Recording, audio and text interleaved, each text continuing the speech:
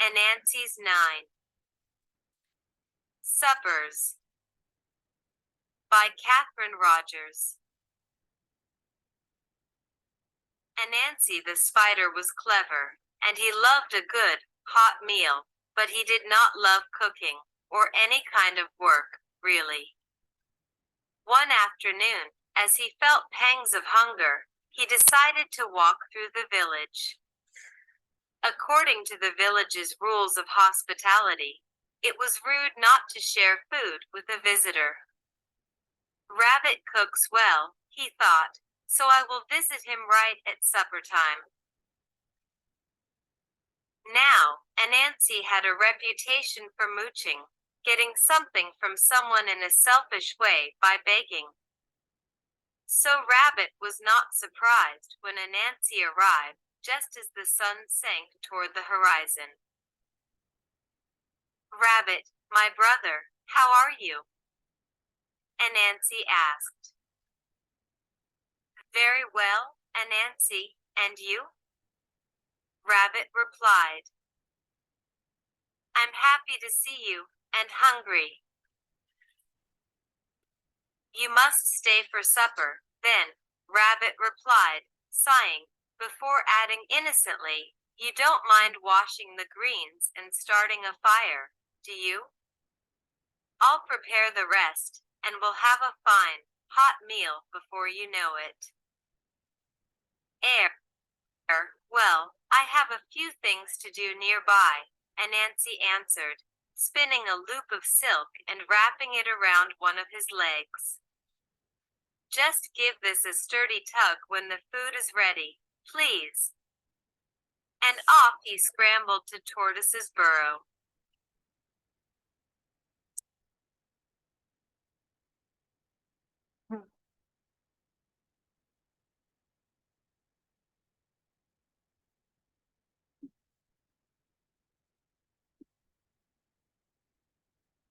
Sister Tortoise, how are you this lovely evening?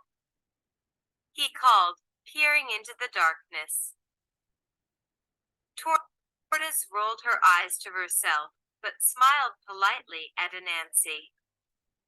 How nice to see you, and so close to supper time. Would you join us for some stewed beans?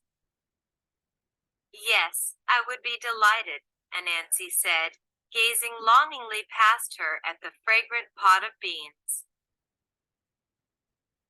First, would you fetch water from the creek for us to enjoy with our meal?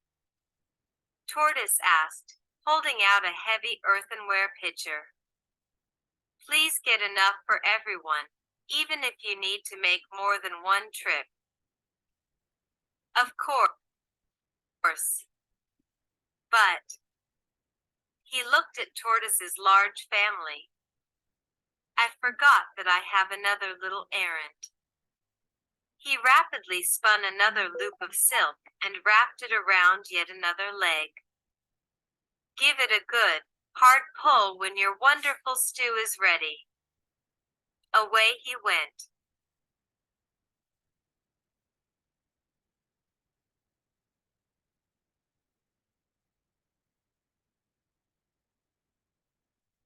Greens and then bean stew will make an excellent meal, he thought to himself.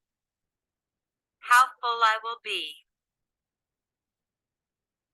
Just then, inhaling a wonderful scent, he looked around and saw Monkey's home. Friend, how delightful your supper smells. What are you making? Without waiting for an invitation, Anansi entered, lifted the lid, and peered into the pot at a rich, orange dish. Yams with honey and spice, Monkey said, replacing the lid. I wonder if you would care to join us, he said, a little frostily, but keeping his composure. I'd love to, Anansi said, grinning and taking a seat with Monkey's family. However, I should say that it's not quite ready. Monkey began. And soon Anansi had left another silk loop around another leg. And so it went, at Snake's hole and Mouse's nook, at Sparrow's nest, Ant's mound, and even Frog's tree, until Anansi had a loop around every leg. What a feast I will have!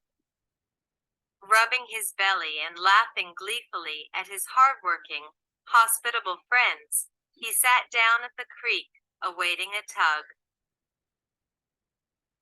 Twang!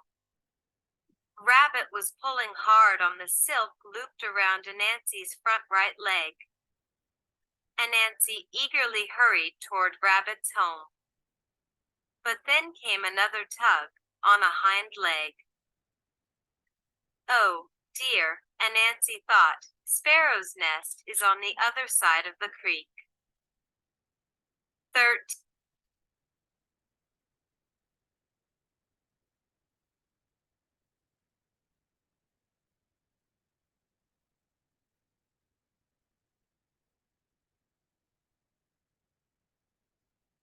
Twang! Another strand went taut.